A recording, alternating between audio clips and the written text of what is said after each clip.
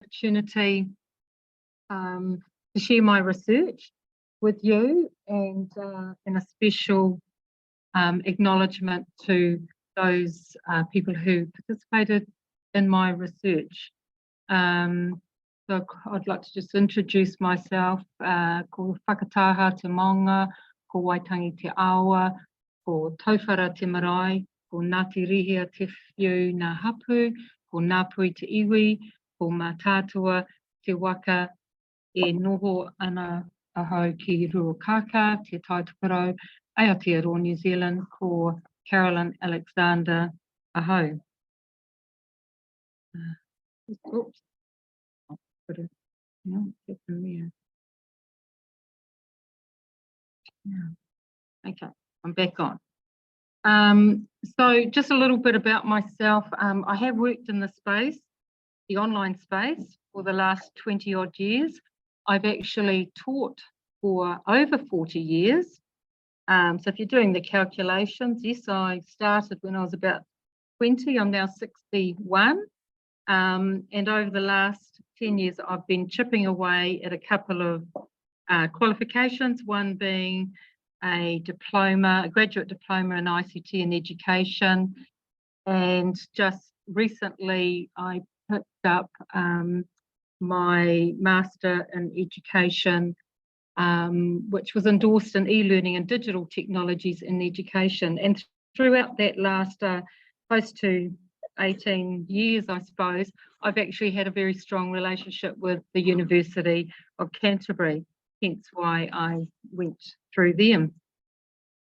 So the presentation today is a little bit of a presenting my research, but I've also provided a couple of activities that you can either work on in your own time. I'm hoping that we'll get a chance to contribute our own maturanga to this tool, and the opportunity for you to use it in your own workspace. So I hope that this gives you an opportunity to reflect on your own practices and possibly to use those tasks later on. So I'll be first of all going through and just discussing the research, the what, the who, the when and the how. I'll look at, explain the three themes that emerged, and I'll talk a little bit around how I used a Te Ao Māori lens for those themes to actually emerge. Give you a bit of a looking at the findings from my research, which identified some, and I say some, effective pedagogies because there are lots of effective pedagogies, and no one piece of research actually provides all the answers. And when I've spoken about my research, I've made it really clear that for most educators, there really shouldn't be many surprises. And we have also already heard from a wonderful presentation from Te Waihu, did I pronounce your name correctly? Thank you. Just a little while ago, which really resonated with the research. So in the research, I also looked at what are those dispositions, what are those attributes of an e-teacher, of an e-student, and how can we support people, and looking at effective dispositions as an e-teacher, which hopefully will help engage our Ākonga Māori in the future. And then we'll just share some final thoughts.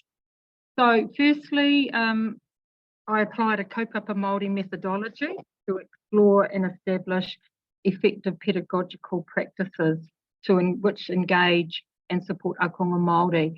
And applying a kaupapa Māori methodology was quite challenging for me because it was new.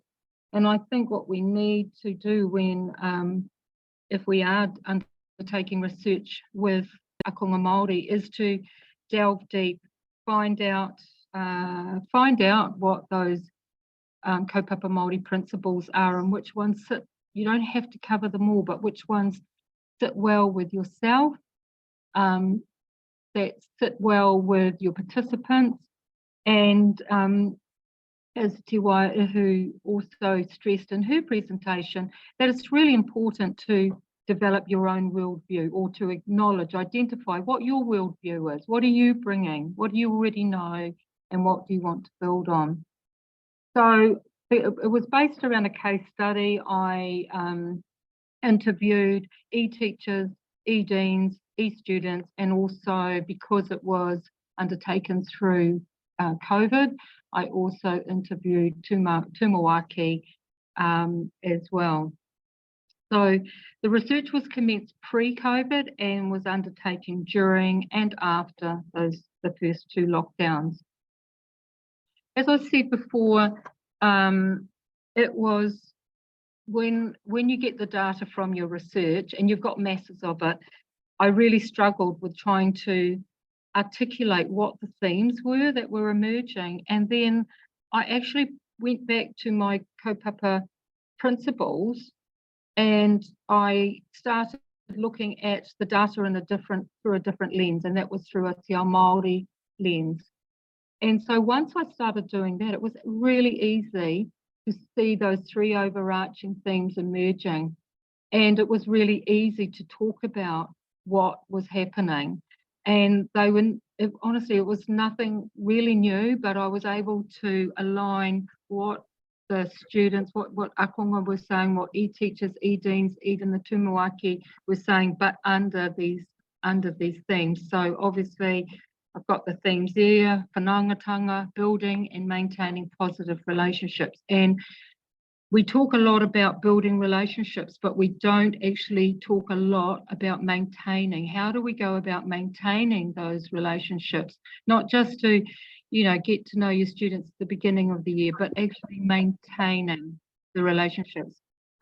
Kotahitanga, so working together respectfully, and that was not just you as the kaiako and how do you work together with your students. It was actually, how do you get our Ākonga to work together? And just because they're in the same class, or even if they are distant students and they come from the same school, not to assume that they like each other, let alone get along with each other.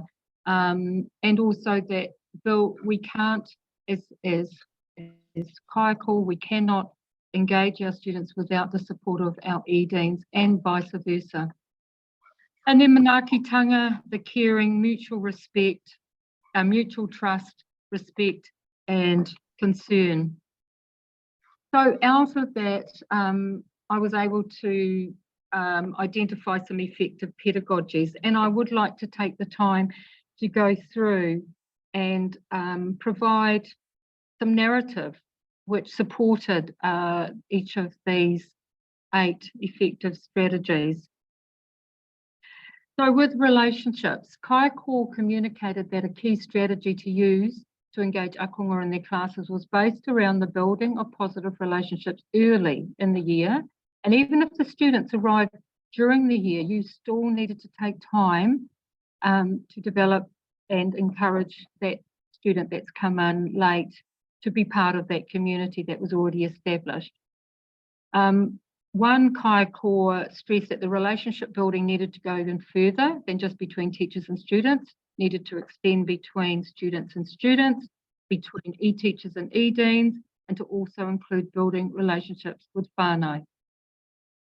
Professional development was always discussed, and of course there's never enough time, but they, almost all of them, belonged to ko tuitui, and talked about how through the development and the membership and involvement with ko tuitui, that was actually creating more of a consistent approach to professional development. And it was particularly seen during COVID, where, as many of you know, we were called upon to support our teachers in our face-to-face schools.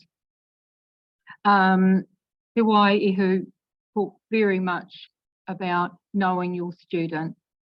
And so that was really important, to know your student, and this particular principle added that kaiako need to ask the following question to truly appreciate and value the learner. And she said, as a kaiko, you need to look at what do you bring to extend the existing knowledge of the Ākonga, and you have to ask yourself, how can I really help this child? So in order to help them, you need to know where they're at, you need to know what their resources are, what their prior knowledge is. And she said, you have to ask, what's my taonga? What's my gift that I can give to this child? So you must find out about the students, and then you can find out what you can add to them. Meeting kanohi ki te kanohi. So a lot of the teachers that were interviewed, a number of them had been teaching online for many years. So they talked about in the early days, we used to travel to meet at ihui twice a year, or at least once a year. And of course, unfortunately, that we don't have the opportunity to do that now. But finding out ways that we can actually meet, and obviously Zoom, the likes of Zoom and Google Meets and WhatsApp and Messenger, video messaging, has provided that kanohi ki te kanohi. So being able to actually see the person, and that's not necessarily having to actually meet them in person. The use of te reo Māori has already been discussed earlier today, and the importance of knowing who those learners were in front of them. And they also talked about, and I keep going back to Te Waihu's presentation, because she not just told us about who she was and the names of her children, but where they came from. And so that in itself is the most important thing when you have a Ākonga Māori who you have in your class, that you don't abbreviate their name. Many of them will say, oh, just call me TK. And so you need to be able to learn how to pronounce Te Kahuwhero, because Te Kahuwhero has been named after someone who's very important. So by making sure that you're actually making the effort to pronounce their names correctly. And that's not just for Māori students either. That is for all cultures, whether it's be European, to take that time. Communication tools, they were an effective way to engage with these students, and Kaiko felt it was important to involve Ākonga in the decision as to what those tools should be used. Many years ago, we were restricted by what we could use, but now we're not. And so there were lots of different communication tools which were being shared.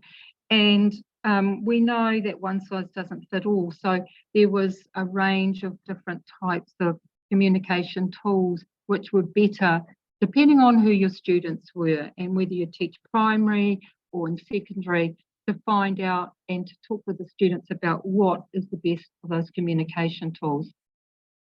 Being culturally responsive, no surprises there, but we are required. We're required to show empathy and understanding. With one kaikoa who came from a kura who had a high number of Ākonga Māori, who presented a te ao Māori view of what worked well. She said, what our students like is if the teacher can articulate empathy and understanding their context without being patronising, without being condescending, and pointing out that just because they came from a DSOL 1 school, and I know the DSOLs have got, that process has gone out, thank goodness, but the teacher must see the person first and foremost, not from what school they come from.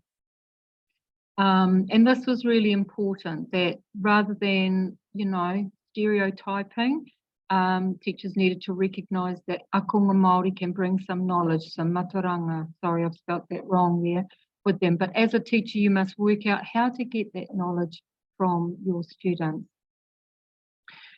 One of the things that I found extremely valuable and interesting and new to me was around the association with matariki. So I understood what matariki was, but I didn't have a really in-depth understanding of how it affects our children, our tamariki at certain times of the year.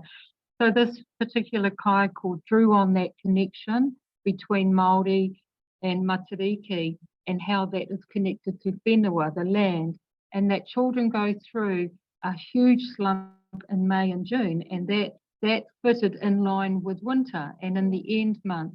So she talked about whenua was shutting down and it was going into that hibernation mode. And she shared her own experience by saying, I felt like that as a teenager. I believed in Matariki time, as it was a new year, and it has a physical change on your mind and it becomes clear. And that's the time when you set goals. She said, I see it in our children. So what I do as a teacher is I say to them, that's okay. It's quite normal for you to feel quite heavy at the moment and feeling everything is on top of you. So that simple statement made me reflect on when I even set assessments, particularly leading into and during Matariki. She also shared her knowledge around te wā, allowing time. She discussed in depth actually the importance of te wā and how tōna wā literally means in his or her time. So one of these consequences of allowing for around tōna wā could be that our ākonga may fail. So if we set deadlines and that without knowing what's happening in the lives and in those children's lives, if we set these deadlines and say that's it, doesn't come in, then the consequence of that is that many of our Ākonga Māori fail.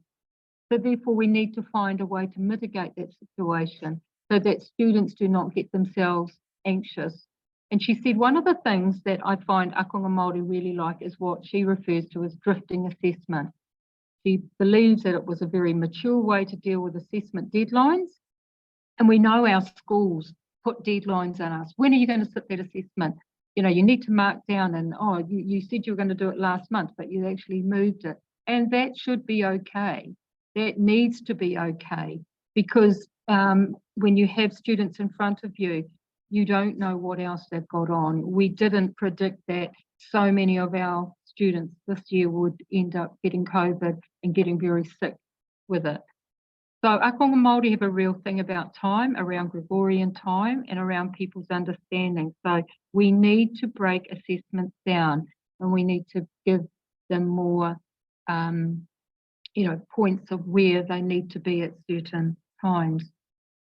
So what I've done here is and Linda's going to actually share the link to this document, and I'd just like you to add just one thing in there. But this is the sort of document that you could use to reflect on your own practice, to use at the beginning of the year. So I want you to take some time to think about how these strategies are undertaken or could be undertaken with your ākonga that you teach or you support. And if you don't currently teach any Ākonga Māori, then just think about what do you do for your students in terms of reflecting on your practice and sharing what you do to develop and strengthen your online pedagogies. And I've put that, you just want to choose one of them thinking, oh, I know what I'd use. For instance, if I was looking at that, I'd put under use of communication tools, I would put that I have created a WhatsApp group for my students because realistically, our 17, 18-year-olds have their phone in their hand attached to them. And so if I send out a message which I can type up on the computer, I know that they're going to get it because I can see that they've opened it or viewed it, and then they can, rather than me sending an email. So I just want you to just take, it's only a minute, if we could just write something down here that we can share with each other around one of those strategies.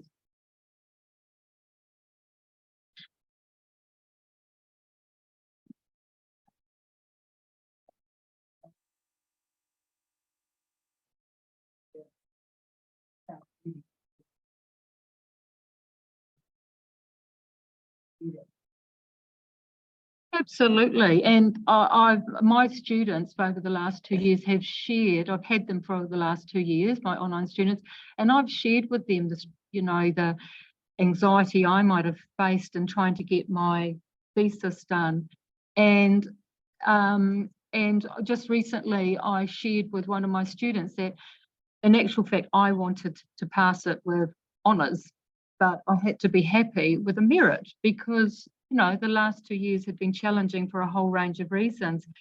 And she was doing the same. She wanted to get an excellence for one of the assessments, but I suggested getting a merit was just as important as well. So you do need to be prepared to share.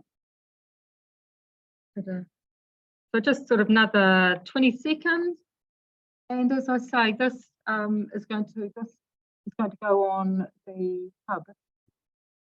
Would you like to add some more lines? Oh, you can. Okay. Anyone, there's lots of lines here. Just I'm sorry, down. I missed them. That's okay. No problem whatsoever. Oh, look, yeah, we'll tidy it up. Just yeah. So just add anything. I can't do it. Oh, done. But we will leave this this open.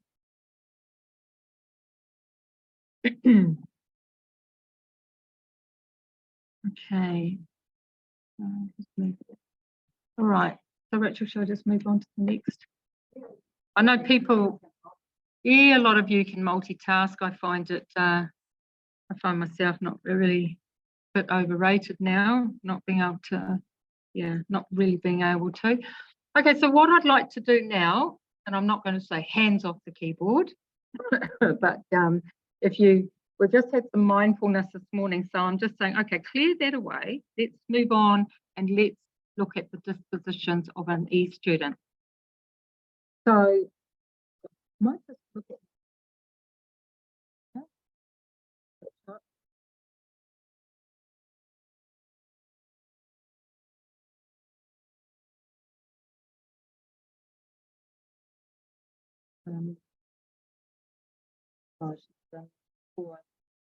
okay, so Ākonga were asked what dispositions they required to be successful when learning online. Oh, okay, sorry, when learning online. And most of these interviews were undertaken about term three of a year, and then term one for, I interviewed the students twice, once as a focus group and then once as individual students.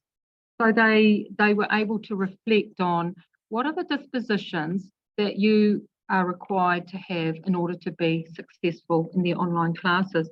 And they actually provided an extensive list with lots of narrative of what made them successful, which I then grouped under these 8 themes shown in this diagram. But one of the interesting things, I had a couple of very outspoken, well, I'm saying that in a nice way. There were some that were very shy, and we had to build on those relationships building in the focus groups. But there were some that were very, they strongly expressed a message. In fact, they'd say things like, so if this is going back to our eatings, can you express to them this? Okay then.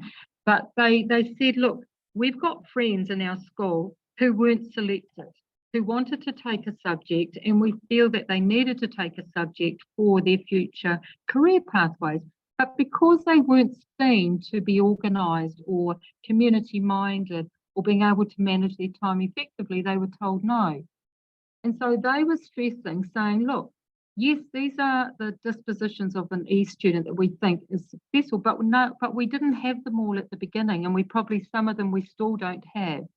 But they said, look, what we need to do is communicate that out to your e-students at the beginning of the year when they're asking to take a course and saying, look, I think I'm really quite community minded, but I'm pretty slack at being organised. So that's the support the e-deans need, and also need to give to them. And also the e-teacher recognises pretty quickly whether a student's organised or not.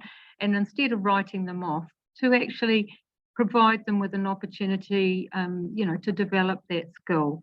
And so maybe as an e-dean at the beginning of the year to say to students, what does this look like? Because they might say, oh yeah, I'm pretty organised, but what does that actually look like in terms of being in an online class, turning up on time, bringing your book, being, if you're out in the off school site, can you connect? Can you, find a way of connecting?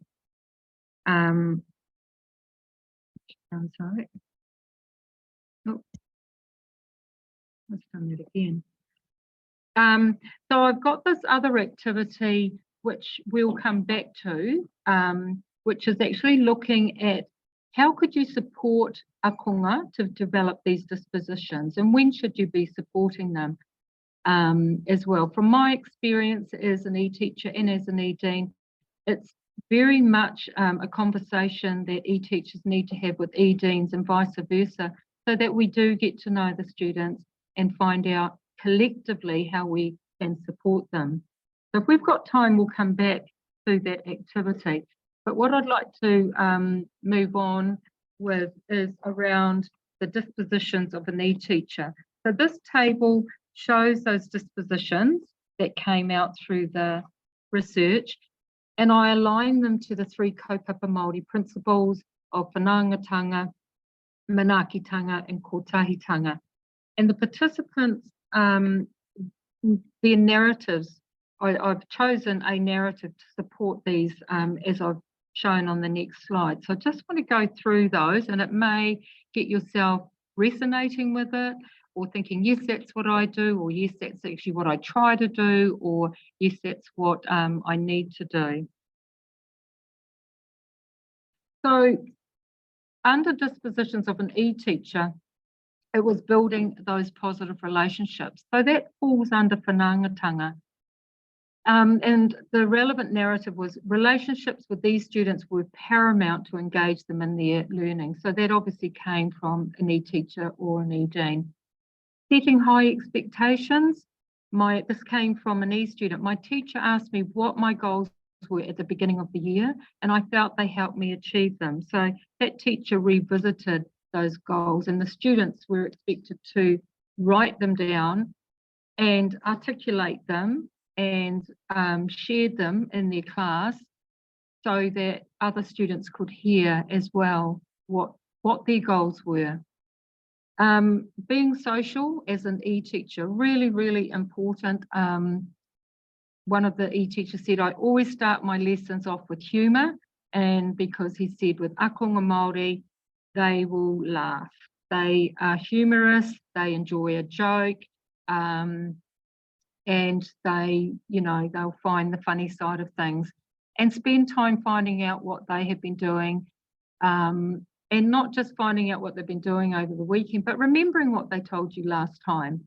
And that's why I liked what, Te Waihu was showing, that little, the little, that getting to know you thing. And I have done the same thing, where you take that information and you keep it. You go back to it so that the students really know that you have remembered who they are and what sports they play, or what was the name of their horse or their dog or their cat.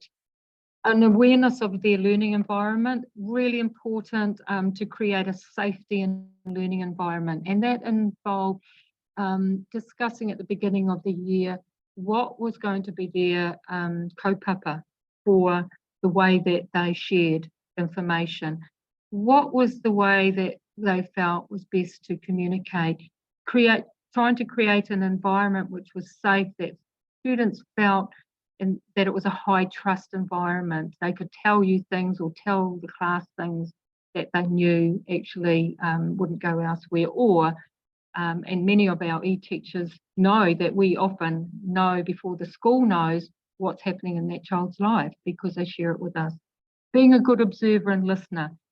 Sometimes it's seen as arrogance if you ask a student directly, Ākonga Māori, directly, and they, I don't know, or they look the other way, or so our Māori students tend to back off coming forward with feedback when asked directly. But if you provide an opportunity like Zoom and using the chat to allow them to actually write their ideas down or ask their questions in the chat, that actually was really good. And reading the chats and listening and taking that on board That cultural awarenessness that we've also heard obviously about again today. Sometimes they were required, when I say they, so sometimes Ākonga Māori are required for duties at their marae. And one student talked about how the teacher, when he said that that's where he was, just rolled their eyes and sort of to say, well, oh, again. And so whilst it's frustrating for teachers, you know, anybody who's had a close relative who's died, I think they have more empathy, which is not a good thing, that if they lose someone to have to gain that. But, you know, we need to create that empathy to understand that many of our students have these responsibilities on the marae, and therefore they are going to miss their classes. So that's knowing your student under manaakitanga, acknowledging students as a person rather than that stereotype that are often said about my people. Supportive of students, manaakitanga again. The role of the EDean is to support our learners, which requires being like their mother at times and checking that they fully understand and not just saying, do you understand? And they go, yes, I get off the screen and they say, I had no idea. And I'm sure we've all done that ourselves because we don't want to be that one person who says, actually, can you repeat that because I really don't understand? Being patient, sorry for the spelling there, I have corrected it elsewhere. You know, being patient for those that need the one-on-one, being prepared to offer those one-on-ones, being in the job for the right reasons, caring, worrying about the actual learning as well as the well-being of the student, or maybe it should be the other way around, worrying about the well-being of the student as well as the learning. Showing genuine interest in caring for the performance of students. You need to show that you really do care about the learners and what they're achieving and being realistic about what one student is achieving. It might be quite different to another. Encouraging student feedback and discussions. When Māori students give you good feedback, then it is often straight to the point and they will tell you why. So if you're asking for feedback, be prepared for them to come back and give you an honest answer and not think that it's being smart or cheeky. Being culturally aware. And just because, you know, they are Māori students, don't assume that they all are the same. There's a little, this was actually given by a teacher up in the far north, and he said there was a little bit of tension between the two iwis. It wasn't in major conflict, but he was aware of it, and he said he could detect and sometimes hear it in the kōrero between the students. So to be aware that, you know, that just because what happens in one iwi, it may not happen in the other. Being a learner, and one of our e-teachers talked about how he had been a teacher for 30 years and then becoming an e-teacher. He explained it was like flying a plane and adding the wings in the air.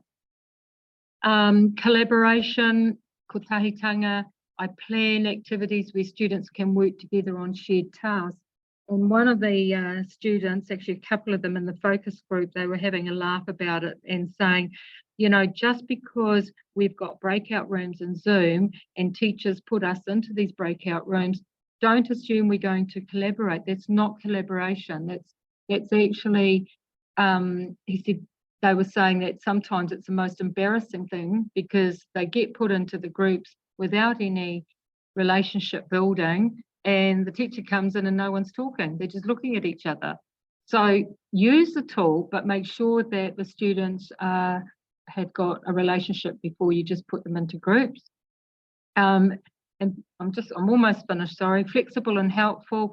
Māori students really like those drifting assessments that I discussed before because it's a very mature way to deal with assessment deadlines and dates.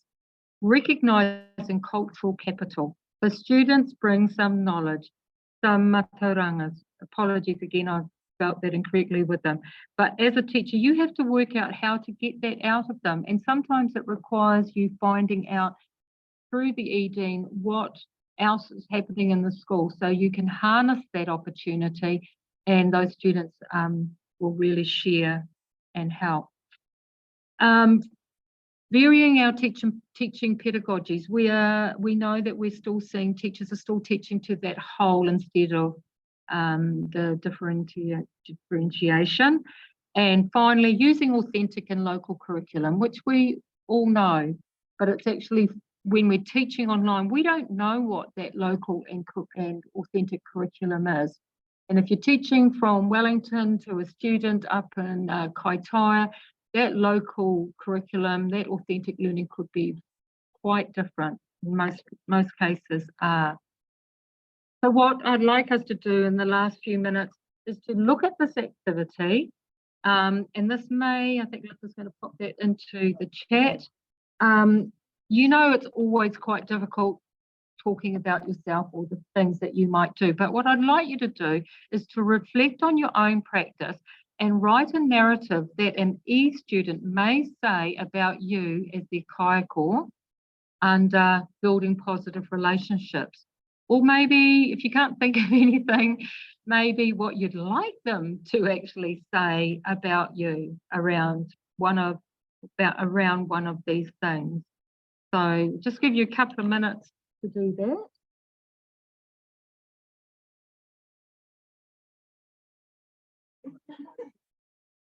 Oh, so I'm showing this one anyway. It's the second one that Linda has shared with you. So it's the dispositions of an e-teacher.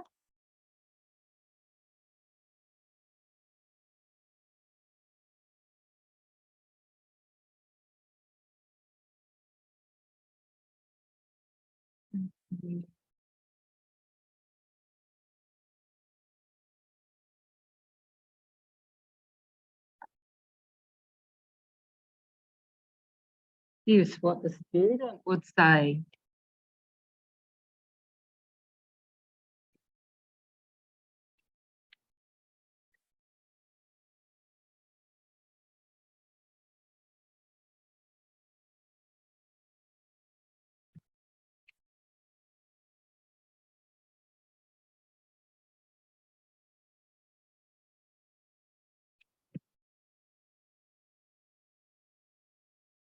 It is very hard.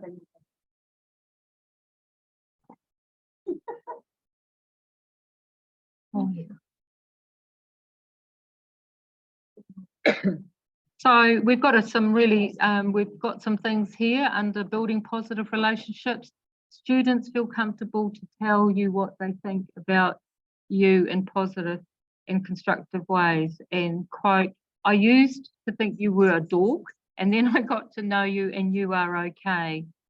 Being social, she always asks us how we are and wonders what we've been up to. Knowing your student, she remembers every time I have said I have a doctor's appointment and sends me a personal message to ask how it went. She refers to something in the current class that I told her about in a previous class. Fire gets me something. Under patience, she's quite chill and patient, even if we are a bit restless.